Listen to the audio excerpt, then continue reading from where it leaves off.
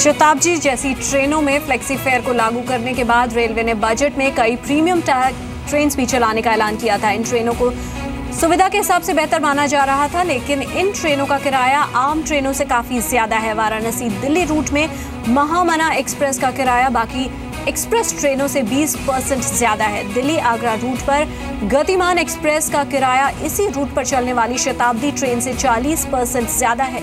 हाल ही में सरकार ने हमसफर नाम की एक नई ट्रेन चलाने का ऐलान किया है, लेकिन माना यह जा रहा है कि इस ट्रेन का किराया 20% ज्यादा होगा।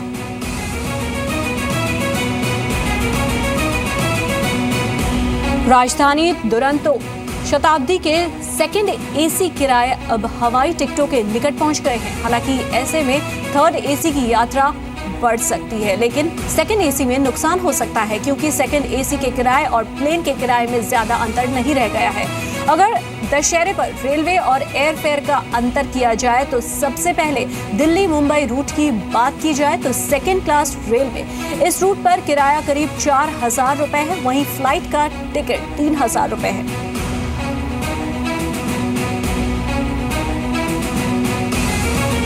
और दिवाली की छुट्टियों में घर जाना हो या फिर कहीं और की यात्रा करनी हो तो ज्यादा कीमत अदा करने के लिए तैयार हो जाइए। एयरलाइंस ने दिवाली के आसपास की तारीखों पर किराए बढ़ाना शुरू कर दिया है। दिवाली से 2 से 3 दिन पहले 28 अक्टूबर को मुंबई से दिल्ली जाने के लिए टिकट 6,500 से 22,500 रुपए के बीच मिल सकती है। मुंबई कोलकाता का किराया 9,000 रुपए से 16,000 रुपए और मुंबई चेन्नई के लिए सबसे महंगा टिकट करीब 16,000 रुपए का हो सकता है।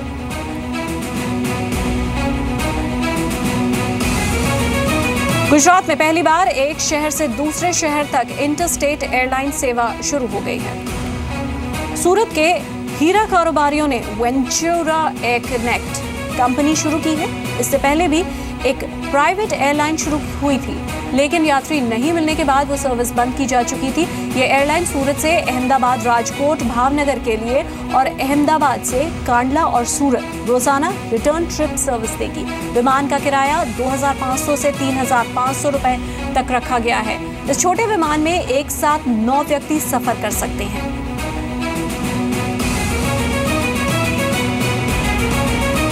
एक छोटे से उपाय के जरिए आप अपने होम लोन को ब्याज मुक्त बना सकते हैं, यानी कि आपका होम लोन 0% ब्याज वाला हो सकता है। अगर आपने 20 साल के लिए 10 लाख रुपए का होम लोन लिया है तो आपको इस रकम का 0.1% यानी कि 1,000 रुपए हर महीना SIP में निवेश करना होगा। यानी कि 20 साल में 10 लाख रुपए के होम लोन पर आप कुल रकम चुकाएंगे करीब 22.5 लाख रुपए। इसमें ब्याज होगा 12.5 लाख रुपए। अगर आप SIP में हर महीने 1,000 रुपए निवेश करेंगे और रिटर्न 15% मिला तो कुल रकम होगी 14,97,000 रुपए।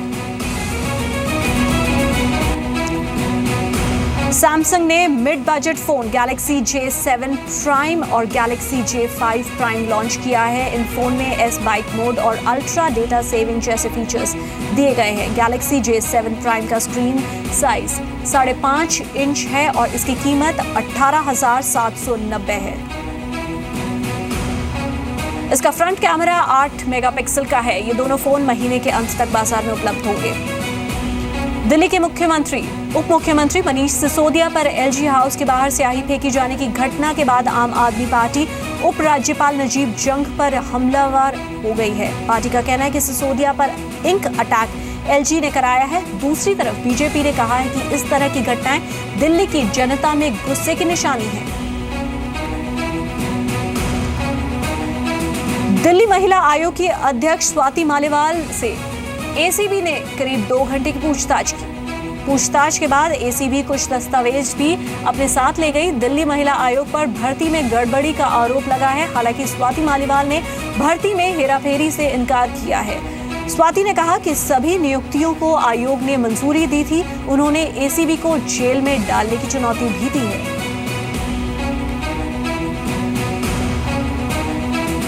दिल्ली के जंतर मंतर पर आज लोगों ने किराया कानून के विरोध में प्रदर्शन किया। इन लोगों का आरोप है कि किराया कानून की वजह से इनकी रोजी रोटी खत्म हो रही है। जिन दुकानों से सालों से इनका परिवार चलता आ रहा है, किराया कानून की वजह से इनको खाली करनी पड़ रही है।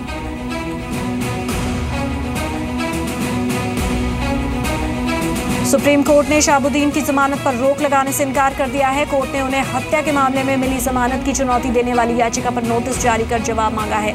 पटना हाई कोर्ट की एकल पीठ ने शहाबुद्दीन को 7 सितंबर को जमानत दे दी थी। 10 सितंबर को भागलपुर जेल से शहाबुद्दीन को रिहा करा दिया गया था। मामले की अगली सुनवाई 26 सितंबर को होगी। बिहार के मधुबनी में एक बस गहरे तालाब में गिर गई। इस हादसे में लगभग 50 लोगों की मौत की आशंका है। इनमें से 25 का शव अब तक निकाला जा चुका है। बचाव का काम देरी से शुरू होने की वजह से ग्रामीणों में काफी गुस्सा है। इसके अलावा उत्तराखंड में बस के खाई में गिरने से 8 लोगों की मौत हो गई है। डीएम पर भी भड़के ग्रामीण। बचाव दल के देर से पहुंचने से नाराज ग्रामीणों ने पथराव भी किया। आय से अधिक संपत्ति के मामले में समाजवादी पार्टी के अध्यक्ष मुलायम सिंह यादव को बड़ी राहत मिली है। सुप्रीम कोर्ट ने आय से अधिक संपत्ति के मामले में मुलायम सिंह यादव के खिलाफ सीबीआई जांच की मांग करने वाली याचिका खारिज कर दी है। ये याचिका वकील विश्वनाथ चतुर्वेदी ने सुप्रीम कोर्ट में दायर की थी। चतुर्वेदी ने अपनी याचिका में कहा कि सुप्रीम कोर्ट ने 2007 में सीबीआई को मुलायम सिंह के खिलाफ आरोपों की जांच करने को कहा था। सीबीआई के प्राथमिक जांच में मामला बनाने की बात भी कही गई थी, फिर भी नियमित केस दर्ज नहीं किया गया।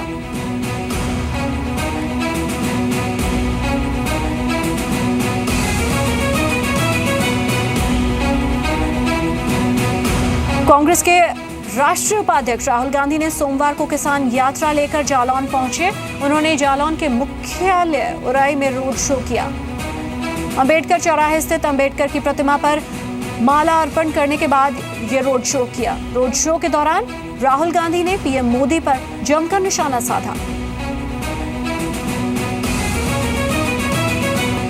कावेरी मुद्दे को लेकर लोगों ने बेंगलुरु के पास आज प्रदर्शन किया। लोगों ने सड़क जाम कर तमिलनाडु को पानी देने का विरोध किया। पिछले दिनों कावेरी जल विवाद को लेकर कर्नाटका और तमिलनाडु के बीच तनातनी ने हिंसा का रूप ले लिया था, जिसमें बड़ी संख्या में लोग घायल भी हुए। प्रदर्शन की वजह से कारोबार को भी भारी नुकसान का सामना करना पड़ा।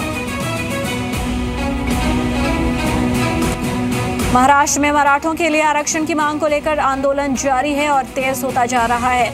नांदेड़ में मराठा समुदाय ने लोगों ने क्रांति मार्च निकाला। पुलिस के मुताबिक मार्च में 10 लाख से ज्यादा लोग शामिल हुए। मराठा समुदाय 16% आरक्षण की मांग कर रहा है। असम के काजीरंगा नेशनल पार्क के निकट नगांव जिला प्रशासन द्वारा चलाए जा रहे बेदखली अभियान के दौरान सुरक्षा बलों और आम लोगों के बीच झड़प से कम 2 लोगों की मौत हो गई है। कई लोग घायल भी हो गए हैं। झारखंड की राजधानी रांची में मेट्रो ट्रेन चलाने का निर्णय लिया गया है। झारखंड कैबिनेट की बैठक में परियोजना को मंजूरी भी मिल गई है। पहले चरण में सीआरपीएफ कैंप में स्मार्ट सिटी होते हुए कचहरी चौक तक मेट्रो चलाने की योजना है।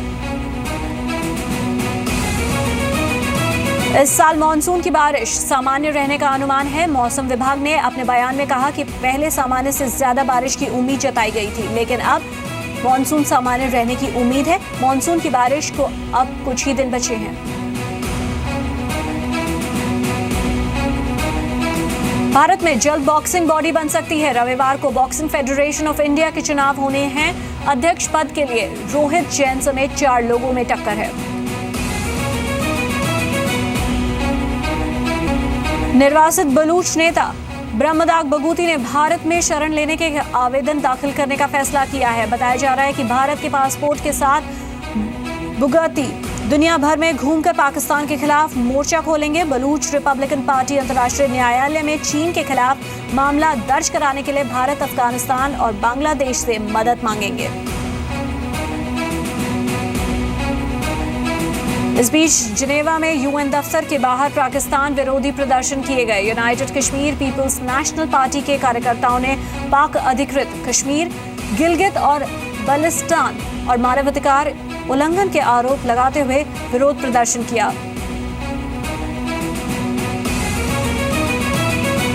रूस में संसद ड्यूमा के निचले सदन के लिए हुए चुनाव में राष्ट्रपति व्लादिमीर पुतिन की पार्टी यूनाइटेड रसिया पार्टी को भारी जीत हासिल हुई है। सोमवार को हुई 93% मतों की गिनती में पुतिन की पार्टी को 55% से ज्यादा वोट मिले।